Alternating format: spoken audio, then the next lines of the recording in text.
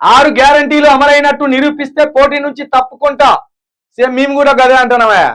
నువ్వు 12,000 కోట్లు తీసుకొచ్చి కరీంనగర్లో ఖర్చు పెట్టినావా లేకపోతే రాష్ట్ర వ్యాప్తంగా ఖర్చు పెట్టినావా అది నిరూపిస్తే అక్కడున్న ఇద్దరు అయ్యేది వినోద్ కుమార్ గారు పోటీ నుంచి తప్పుకుంటారు. మేము హామీ ఇస్తున్నాం. నువ్వు 12,000 కోట్లు తీసుకొచ్చి కరీంనగర్లో ఖర్చు పెట్టినా అంటున్నావు కదా, అదే పార్లమెంట్ స్థానానికి ఖర్చు పెట్టినా అంటున్నావు కదా, ఆ 12,000 కోట్లు ఏమైనా జర లెక్క చెప్పు. ఆ లెక్క చెప్పు, బరాబరి లెక్క చెప్తే 12,000 కోట్లు తీసుకొచ్చి ఎక్కడెక్కడ అభివృద్ధి చేసినావు ఎక్కడెక్కడ ఖర్చు పెట్టినావు చెప్తే ఖచ్చితంగా వినోద్ కుమార్ గారు అక్కడ నీ మీద పోటీకి తప్పుకుంటారు, నువ్వే గెలుస్తావు. నువ్వు అసలు ఎంపీగా నేను గెలిపించుకోవడమే కరీంనగర్ ప్రజల అజ్ఞానం అనుకోవాలా, దౌర్భాగ్యం అనుకోవాలా, వాళ్ళ తెలివితక్కువతనం అనుకోవాలా, వాళ్ళ అమాయకులు అనుకోవాలా? నిన్ను ఎంపీగా గెలిపించే కథేనా? ఎంపీకి ఉన్న మెదడు ఉన్నదా నీకు? ఎంపీకి ఉన్న తెలివి ఉన్నదా నీకు? ఏమన్నా అంటే నువ్వు ఎంపీగా గెలిచిన తర్వాత చలో భాగ్యలక్ష్మి టెంపుల్.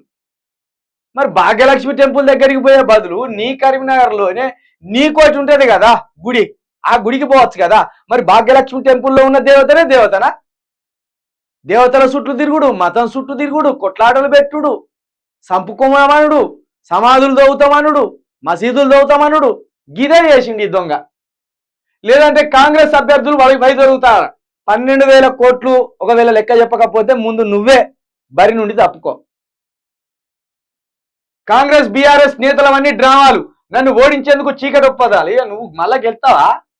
మళ్ళా గెలిచే మొక్కనేనా బండి సంజయ్ నీది? గెలుతావా? గెలిచి మళ్ళీ ఏం చేస్తావు?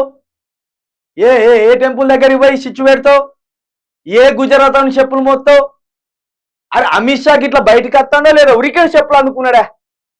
తెలంగాణ ఇజ్జత్ తీసిపోయేసిండు. నీ చెప్పులు గుజరాత్ వాడు మొత్తం మీ సంతోషపడేటోళ్ళం.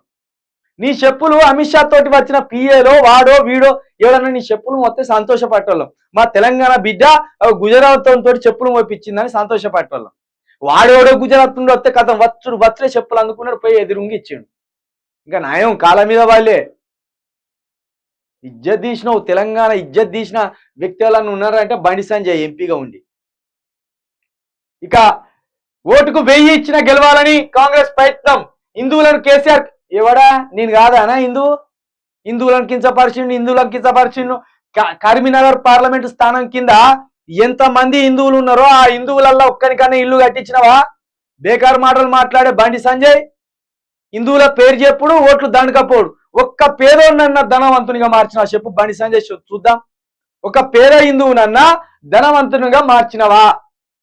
ఒక పేద హిందూ గుడిసెనన్నా ఒక బిల్డింగ్ గా మార్చినవా?